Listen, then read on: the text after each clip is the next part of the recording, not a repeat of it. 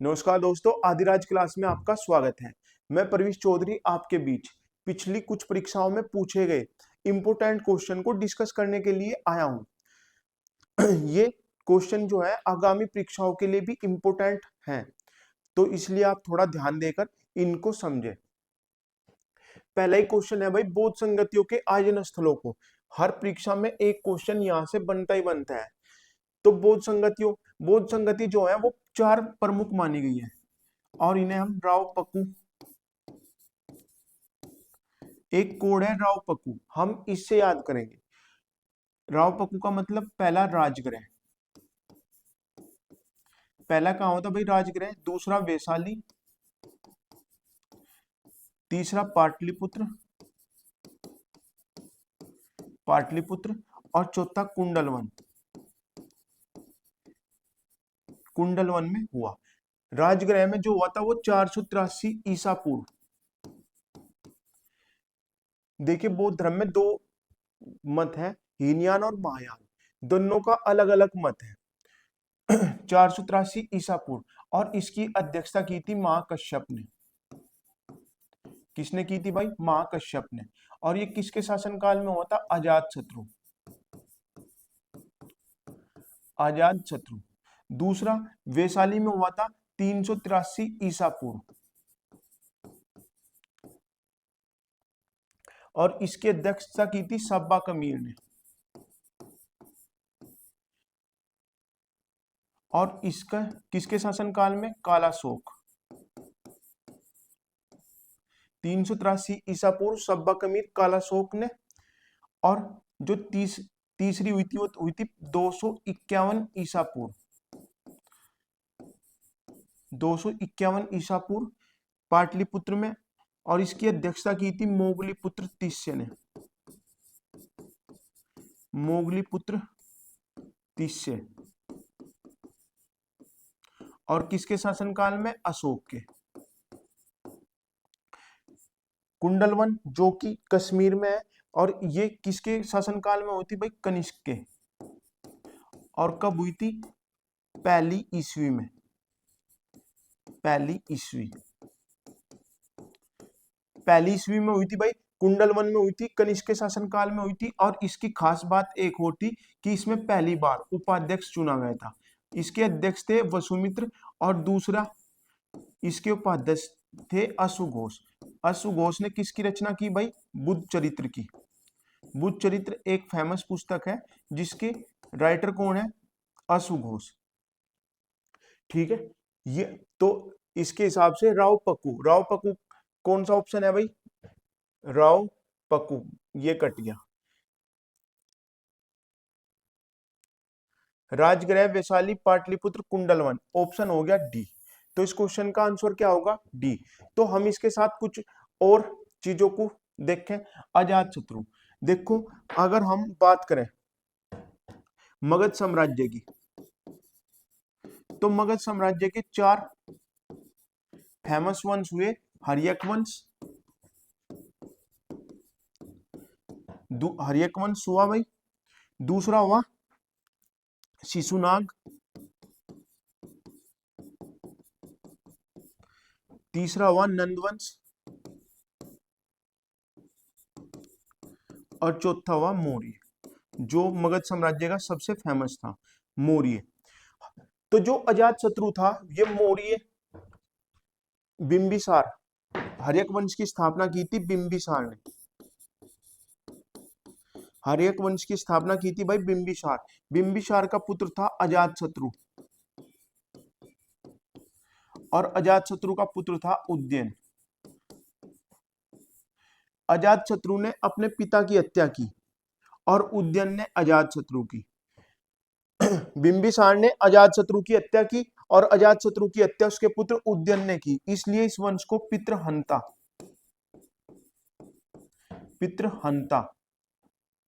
पितृहंता वंश कहा जाता है। और अजात शत्रु के समकालीनी महावीर स्वामी जैन धर्म के 24वें तीर्थंकर और महात्मा बुद्ध, दोनों को किसके समकालीन माना जाता है भाई? अजात शत्रु के। उदयन ने क्या किया था भाई? पाटलिपुत्र की स्थापना। पाटलिपुत्र को एक गांव से किले के रूप में तब्दील अजातशत्रु ने किया था, लेकिन उदयन ने राजगीर से अपनी राजधानी पाटलिपुत्र बनाई थी।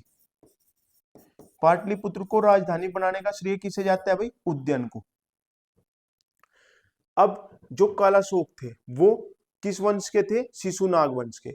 ठीक है, अब हम अगर अशोक की बात करें, तो अशोक मौर्य साम्राज्य का तीसरा शासक था। पहला चंद्रगुप्त मौर्य ने इस वंश की स्थापना की। चंद्रगुप्त मौर्य ने इस वंश की स्थापना की। इसके बाद इनके पुत्र बिंदुसार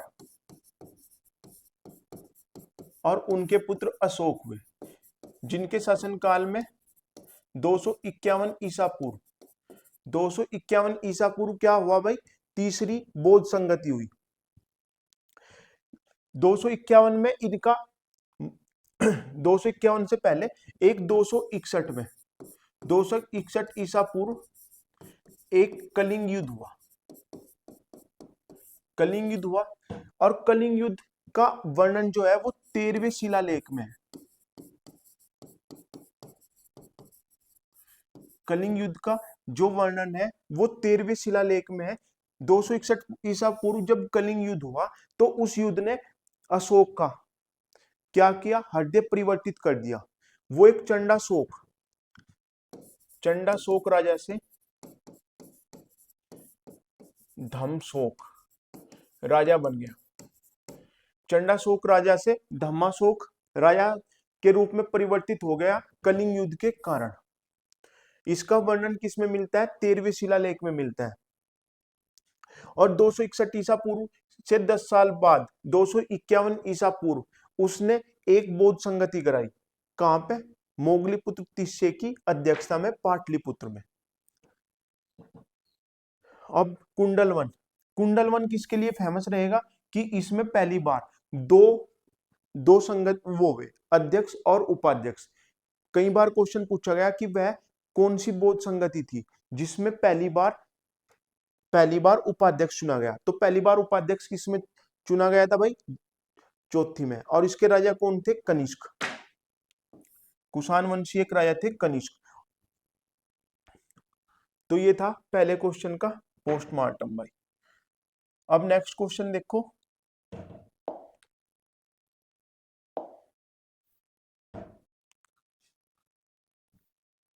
उसने कहा निम्नलिखित में से अशोक के द्विभाषी अभिलेख थे।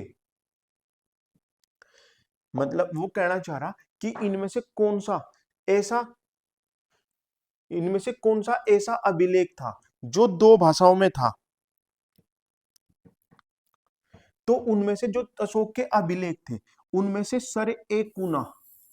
सरेकुना ऐसा था जिसमें दो भाषा हो, अरमाइक और ग्रीक भाषा, इनका प्रयोग किया गया था। अशोक का एक नाम क्या था? देव नाम प्रियदर्शी, यानी देवताओं का प्रिय राजा। इसने अपने सभी शिलालेखों में अपना नाम देवनाम प्रियदर्शी यूज किया, लेकिन कुछ शिलालेखों में इसने अपना नाम अशोक बताया। वो कौन कौन से हैं? गुजरा, मास्की, उड़नगोल और नेत्तूर। ये चार ऐसे शिलालेख हैं जिनमें अशोक का नाम अशोक मिलता है। बाकी सब में क्या नाम मिलता है भाई? देवनाम प्रियदर्शी। एसएससी का फेवरेट क्वेश्चन है कि देवनाम प्रियदर्शी किसका उपनाम है? किसका उपनाम है भाई? देवनाम प्रियदर्शी अशोक का। तो इसका क्वेश्चन क्या हो गया? सरेकुना। और ये कहाँ है? कंधार में। इसमें दो भाषाओं अरमाइक और ग्रीक भाषा का प्रयोग किया गया, यानी दोनों भाषाओं में इसे अनुवाद किया गया था। नेक्स्ट क्वेश्चन देखो भाई। दिल्ली सल्तनत में लाख बख्श किस शासक को कहा गया? दिल्ली सल्तनत की बात करें तो 1206 में मोहम्मद गोरी की मृत्यु के बाद उसका गुलाम कुतुबुद्दीन ऐबक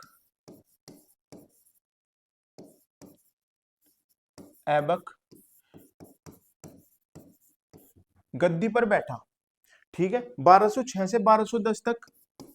14 नवंबर 1210 को चौगान खेलते हुए इसकी मृत्यु हुई। कहाँ? लाहौर में। इसने गुलाम वंश की स्थापना की। गुलाम वंश जो 1206 से 1290 तक, 1206 से 1290 तक रहा। और इस गुलाम गुलाम वंश का दूसरा नाम ममलूक वंश था। अब लाख बख्श किसे कहा गया था? कुतुबुद्दीन ऐबक को। इसके चार पांच नाम है। लाख बख्श, कुतुबुद्दीन का लाख बख्श यानी लाखों का दान करने वाला। लाख बख्श मतलब भाई लाखों का दान करने वाला। दूसरा नाम था इसका कुरान खां। कहा जाता है कि ये कुरान का बहुत सुंदर पाठ करता था, इसलिए इसका नाम कुरान खां। तीसरा नाम इसका सिप्पे सलार। चौथा नाम इसका मलिक। इन दोनों का मतलब ही क्या था? सेनापति। इसने अपने को कभी भी राजा नहीं कहा, इसने अपने को हमेशा सिप्पे सलार या मलिक कहा। और पांचवा नाम था भाई इसका हातिम ताई। हातिम ताई। तो कुतुबुद्दीन ऐबक का इसके बारे में एक बात और फेमस है कि इसने कुतुब मीनार और 2.5 दिन का झोपड़ा, 2.5 दिन का झोपड़ा क्या है भाई?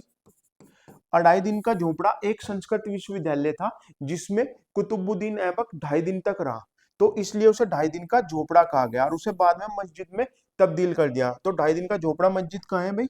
अजमेर में। और कुतुब मीनार कहाँ है? दिल्ली में, महरौली में, दिल्ली के महरौली में। और कुतुब मीनार इसने किसकी याद में बनाई थी? बख्तियार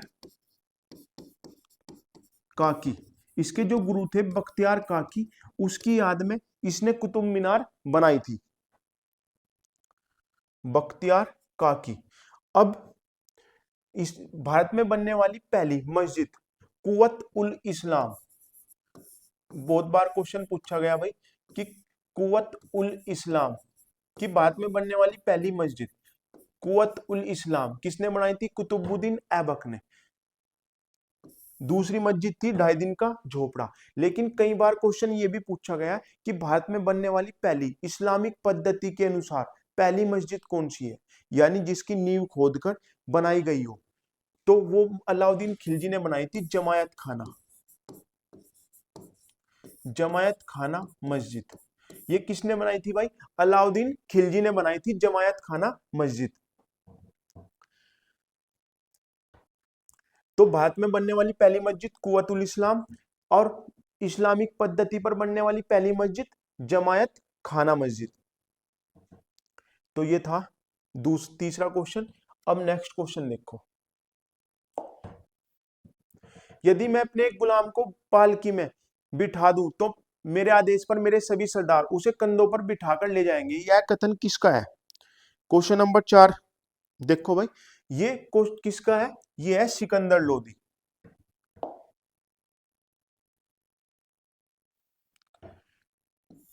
ये लोदी वंश का एक शासक था, लोदी वंश का दूसरा शासक। लोदी वंश की स्थापना बहलोल लोदी ने की, बहलोल लोदी ने। उसके बाद उसका पुत्र सिकंदर लोदी गद्दी पर बैठा। तो ये कथन किसका है? सिकंदर लोदी। सिकंदर लोदी के बारे में 2-3 बात याद रखो कि ये गुलरुखी उपनाम से कविता लिखता था।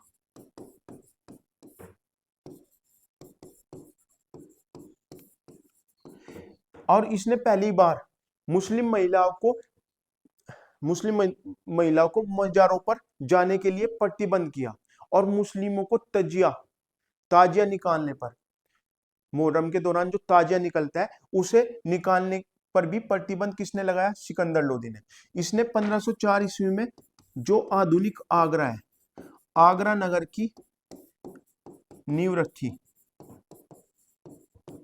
और 1506 में उसे राजधानी घोषित किया।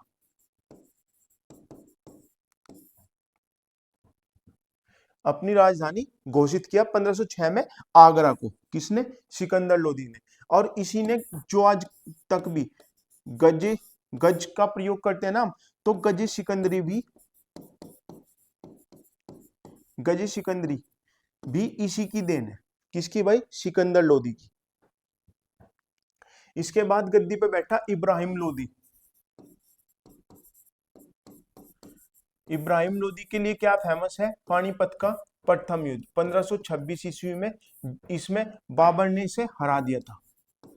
और सल्तनत काल का अंतिम राजा भी, अंतिम सुल्तान भी कौन था? इब्राहिम लोदी, जिसे 1526 ईस्वी में बाबर ने हराया था।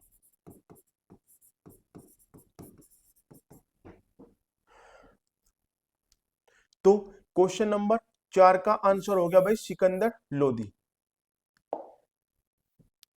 क्वेश्चन नंबर 5 देखो भाई, गांधी जी के आंदोलनों को कालक्रम अनुसार स्थापित कीजिए। तो देखो, जो चंपारण सत्याग्रह हुआ था, चंपारण सत्याग्रह किसके बुलावे पे गए थे? राजकुमार शुक्ल के। ये क्वेश्चन बहुत बार पूछा गया कि महात्मा गांधी किसके बुलावे पर चंपारण सत्याग्रह में गए थे? तो राजकुमार शुक्ल के। और इनके साथ कौन कौन थे? और इनके साथ वो थे राजेंद्र प्रसाद, महादेव देसाई। महादेव देसाई को क्या कहा जाता है? महात्मा गांधी का पीए। महात्मा गांधी के जो व्यक्तिगत असिस्टेंट थे वो महादेव देसाई थे। इन्होंने महात्मा गांधी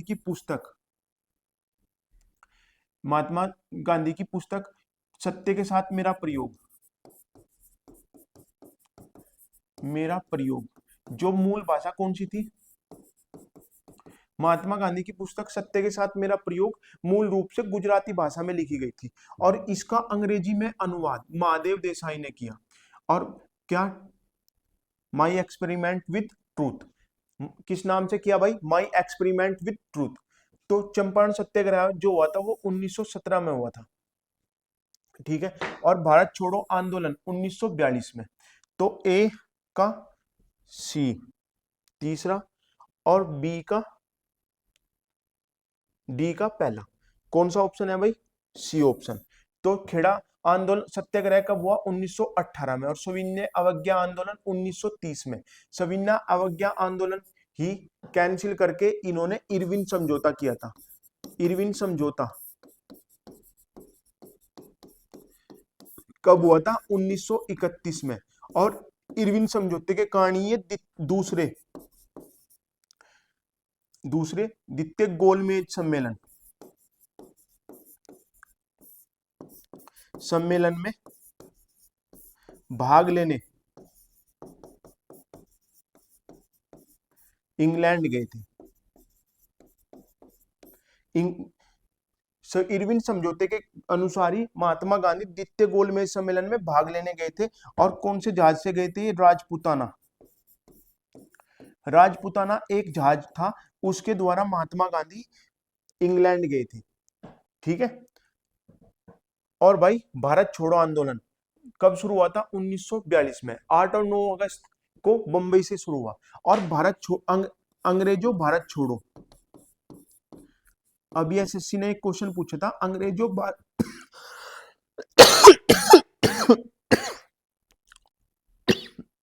सॉरी भाई, अंग्रेजों भारत छोड़ो का नारा पहली बार किसने दिया था? ये मुंबई के एक व्यक्ति थे, यूसुफ मेहर। अंग्रेजों भारत छोड़ो नारा सबसे पहली बार यूसुफ मेहर, जो बंबई के चेयरमैन थे उस टाइम, यूसुफ मेहर। अंग्रेजों भारत छोड़ो यूसुफ मेहर की देन था। और भारत छोड़ो आंदोलन के दौरान ही अंग्रेजों द्वारा ऑपरेशन जीरो आवर, यह भी एक बार यूपीपीसीएस में पूछा गया था कि ऑपरेशन जीरो आवर किससे संबंधित था? तो इसमें भारत छोड़ो आंदोलन के दौरान कांग्रेस के सभी बड़े नेताओं को उठाकर जेल में डाल दिया गया था, ऑपरेशन जीरो आवर। और भारत छोड़ो आंदोलन के दौरान ही रेडियो संचालित करने वाली महिला थी उषा मेहता। उषा मेहता ने रेडियो के द्वारा पूरे भारत में इस आंदोलन का प्रचार किया, उषा मेहता। और एक बात और, भारत छोड़ो आंदोलन के दौरान वह कौन सा क्रांतिकारी था या सत्याग्रही था जो जेल तोड़कर भाग गया था? वो थे जयप्रकाश नारायण, जेपी नारायण। जेपी नारायण जो थे बिहार के, वो जेल तोड़कर या जेल से फरार होने वाले एकमात्र व्यक्ति थे जेपी नारायण। तो इसका आंसर हो गया भाई सी ऑप्शन।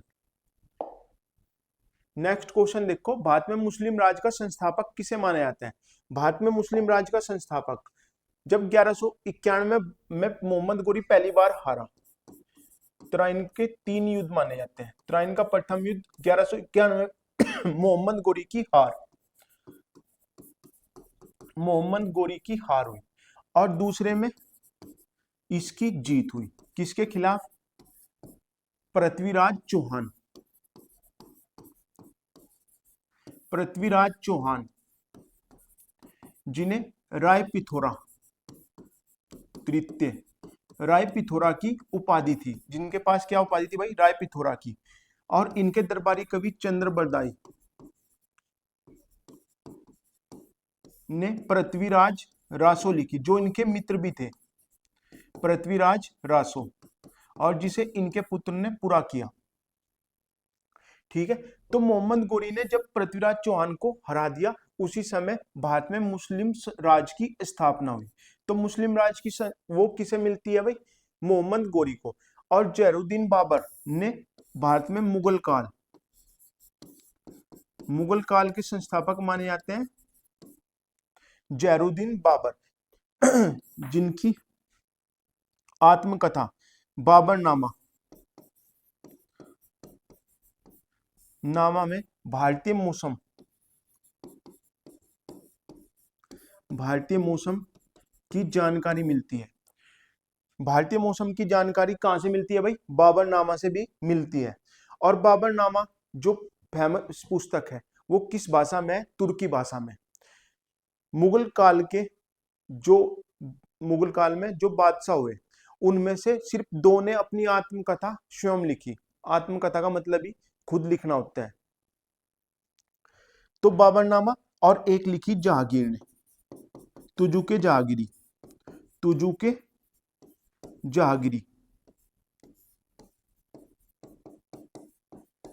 तुजुके जहांगीरी फारसी भाषा में थी और बाबरनामा तुर्की भाषा में। इनकी भाषाओं पे भी क्वेश्चन है।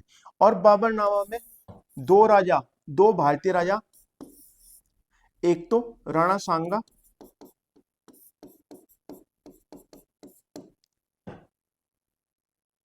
और दूसरे विजयनगर के फेमस राजा थे, जिनकी पुस्तक कृष्णदेव राय, ये थे विजयनगर साम्राज्य। विजयनगर साम्राज्य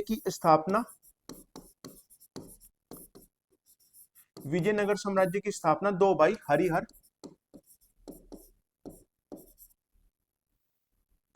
हरिहर और बुक्का ने की थी, जिसके विजयनगर साम्राज्य के तीसरे वंश तुलु, पहला वंश था सुलु, तीसरा वंश था तुलु।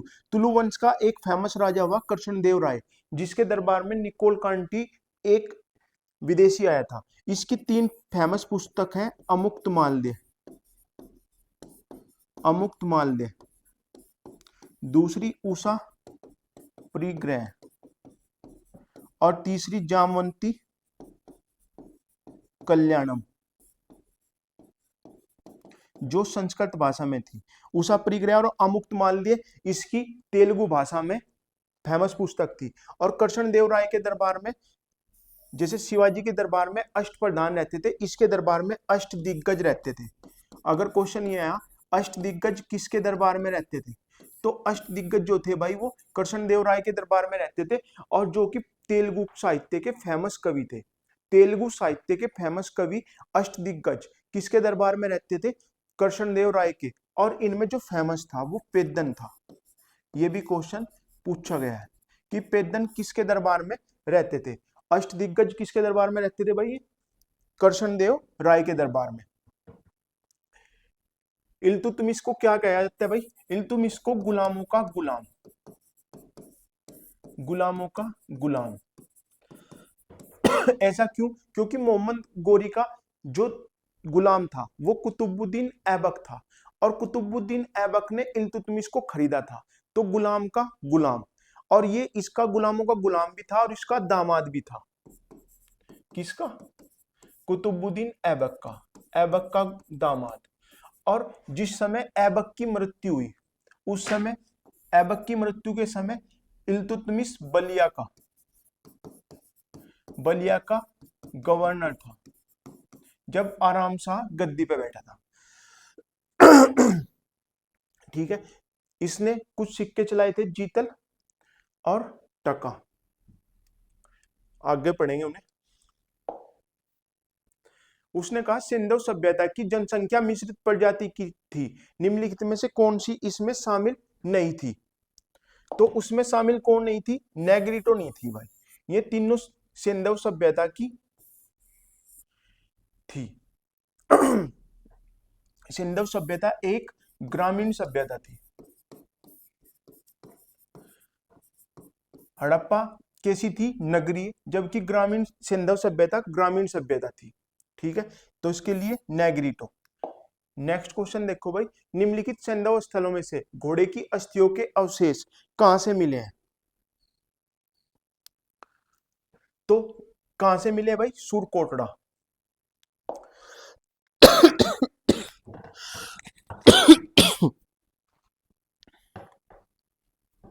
देखो भाई,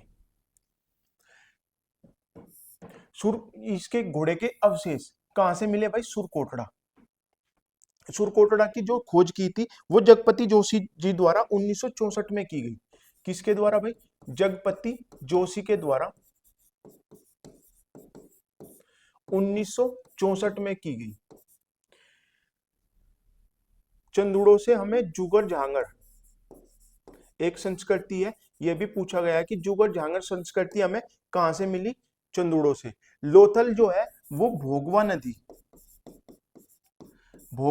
नदी के किनारे, भोगवा नदी के किनारे मिलता है। और ये एक बंदरगाह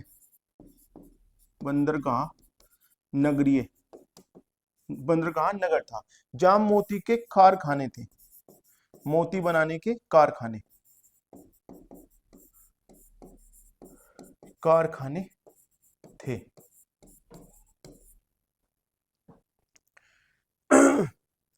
तो इसका ऑप्शन हो गया भाई सुरकोटड़ा। सुरकोटड़ा से हमें घोड़े की अस्थियों के अवशेष मिलते हैं।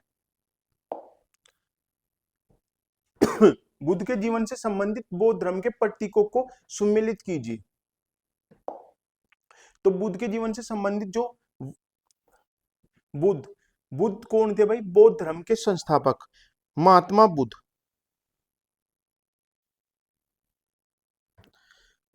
तो इनके जो जन्म से संबंधित है वो क्या है भाई? कमल। ठीक है, और जो ग्रह त्याग की वो है, उससे है घोड़ा। ज्ञान बोधि वृक्ष से, और मृत्यु स्तूप से। यानी सारे सही लिखे हुए हैं। तो ए का 1, बी का 2, सी का 3 और डी का 4। ठीक है, और एक इसका निर्वाण।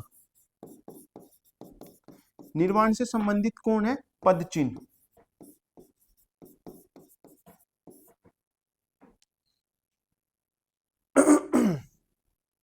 पदचिन्ह। निम्नलिखित कथनों पर विचार कीजिए। जैन धर्म में तप व अहिंसा पर विशेष बल दिया गया है। जैन धर्म का महत्वपूर्ण ग्रंथ कल्पसूत्र संस्कृत में लिखा गया है। देखो भाई, जैन धर्म में तप व अहिंसा पर विशेष बल दिया गया है। जैन धर्म के जो संस्थापक थे वो थे ऋषभदेव।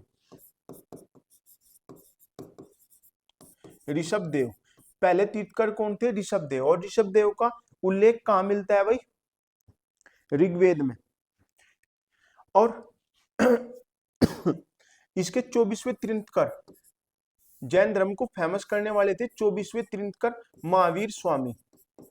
इसमें 24 ही तीर्थकर थे, 23वें थे पार्श्वनाथ।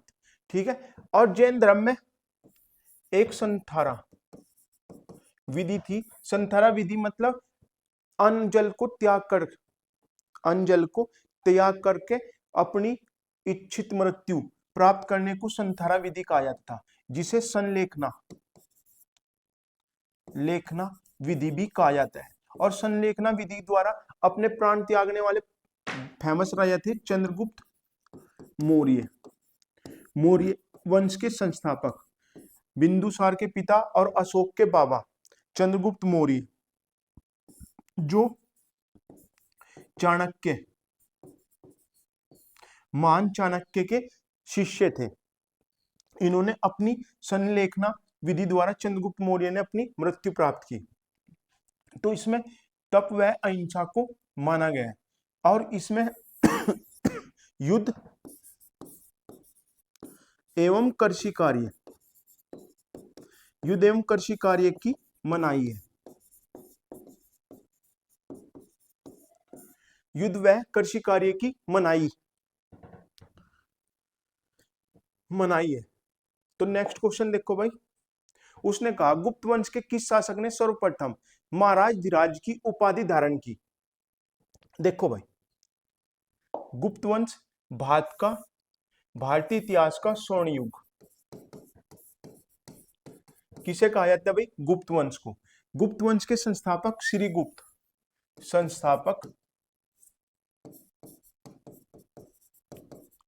श्रीगुप्त। लेकिन अगर क्वेश्चन आए कि गुप्त वंश के वास्तविक संस्थापक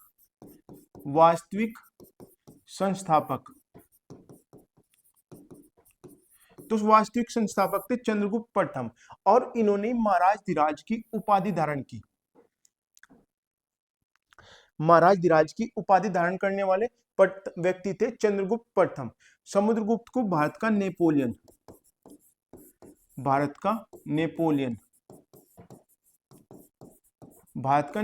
कहा जाता है। इनके बारे में कहा जाता है कि इनके घोड़े तीनों समुद्रों का पानी पीते थे। ठीक है। और भाई समुद्रगुप्त को लिच्छवी दोहित्र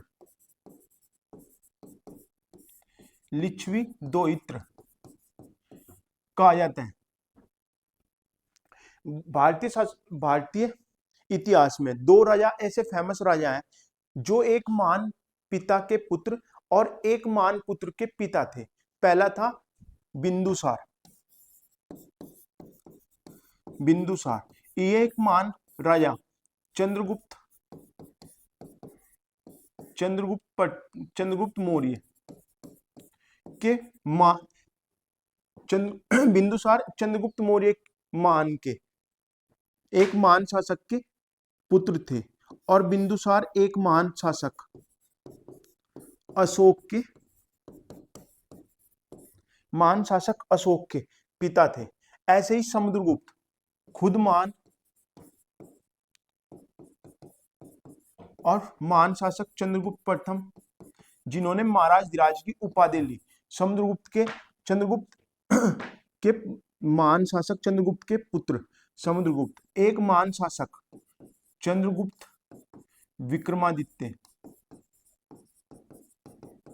विक्रमादित्य, जिन्होंने परम भागवत, ये क्वेश्चन बहुत बार पूछा गया भाई, परम भागवत की उपाधि, इंपोर्टेंट है ये पॉइंट कि परम भागवत की उपाधि लेने वाले प्रथम शासक चंद्रगुप्त विक्रमादित्य। दूसरा, भारतीय इतिहास में 14 व्यक्तियों ने विक्रमादित्य की उपाधि धारण की। उनमें से पहले थे चंद्रगुप्त द्वितीय, जो कि समुद्रगुप्त के पुत्र थे।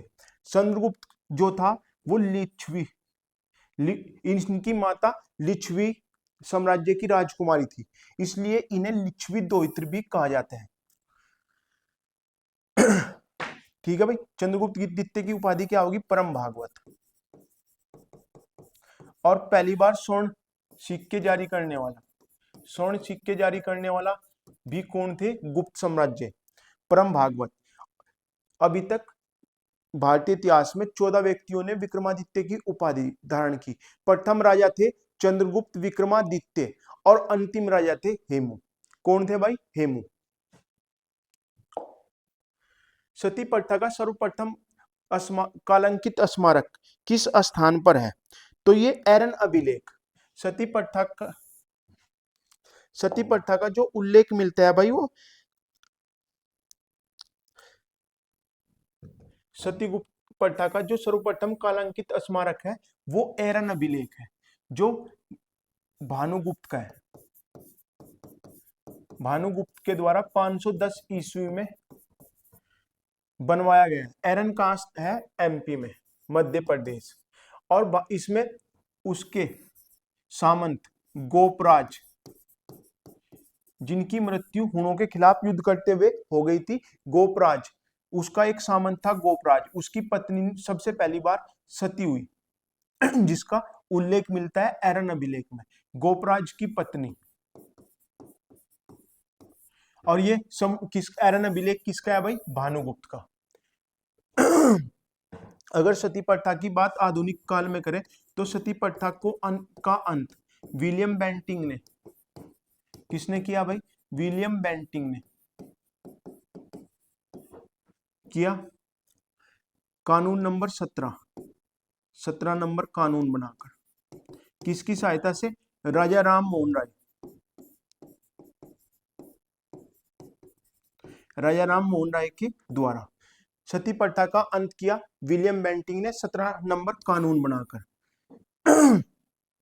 क्योंकि राजा राम मोहन राय की भाभी खुद सती होने वाली थी, तो उन्हें बचाकर उन्होंने बहुत दुख हुआ और इसलिए उन्होंने विलियम बेंटिंग से प्रार्थना की कि इस पर कानून बनाया जाए। तो उन्होंने सती प्रथा का अंत करने के लिए कानून नंबर 17 बनाया।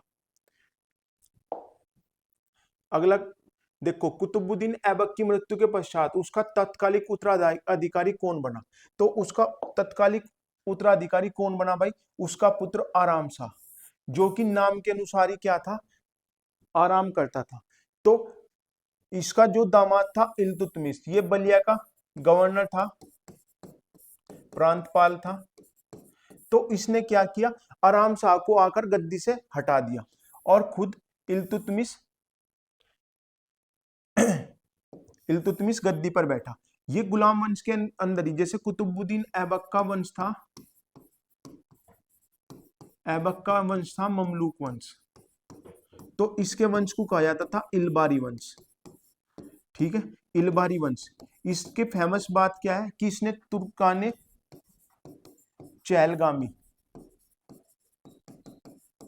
चैलगामी की स्थापना की, या जिसे चालीसा कहा जाता था। तुर्काने चैलगामी या चालीसा। और ये बहुत बार क्वेश्चन पूछा गया कि तुर्काने चैलगामी की स्थापना या चालीसा की स्थापना किसने की थी? इल्तुतमिश ने। और इसे हटाया किसने था? बलबन ने।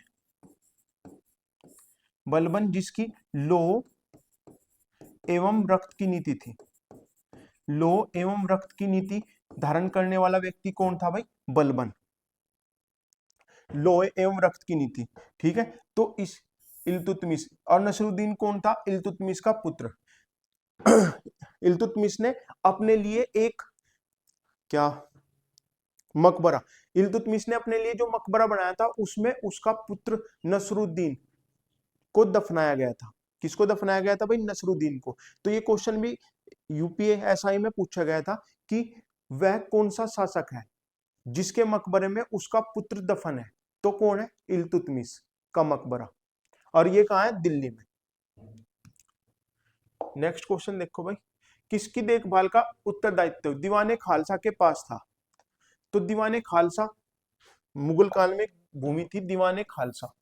और दीवाने खालसा कौन सी थी? राज्य के सीधे नियंत्रण वाली भूमि को दीवाने खालसा कहा जाता था। जो राज्य के इसका जो राजस्व प्राप्त होता था वो अधिकारियों के माध्यम से सीधा राजकोष में जमा किया जाता था। कहाँ किया जाता था भाई? राजकोष में सीधे जमा। तो इसके हो गया राज्य के सीधे नियंत्रण वाली भूमि। नेक्स्ट क्वेश्चन देखो भाई,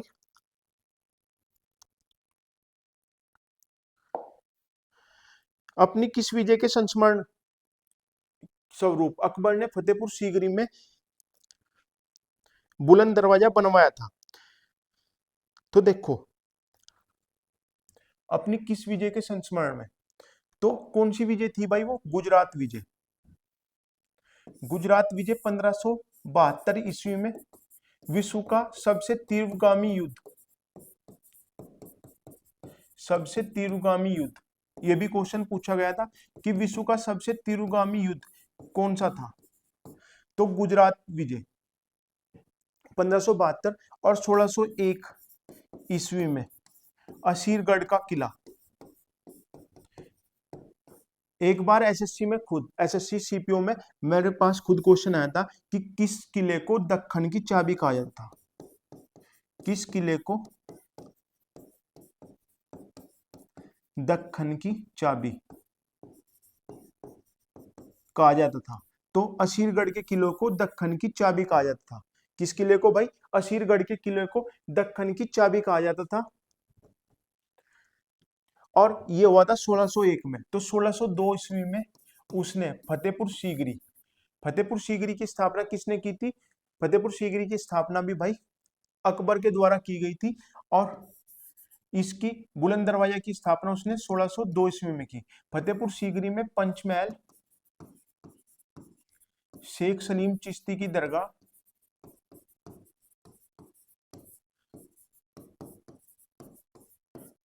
और जोधा महल, ये फेमस है। अकबर का जो मकबरा है वो कहाँ है? सिकंदरा। आगरा में ये छोटा सा, आगरा से बिल्कुल टच एक जगह है सिकंदरा। अकबर का मकबरा सिकंदरा में है। अकबर ने दीवान अकबर ने एक धर्म दीने इलाही की स्थापना की। दीने इलाही, दीने इलाही की स्थापना की। इसमें जो प्रथम व्यक्ति थे वो थे बीरबल। इसे अपनाने वाले प्रथम और एकमात्र व्यक्ति थे बीरबल। और एक क्वेश्चन और, अकबर ने कौन सा पानीपत का कौन सा युद्ध लड़ा? अकबर ने हेमू के खिलाफ।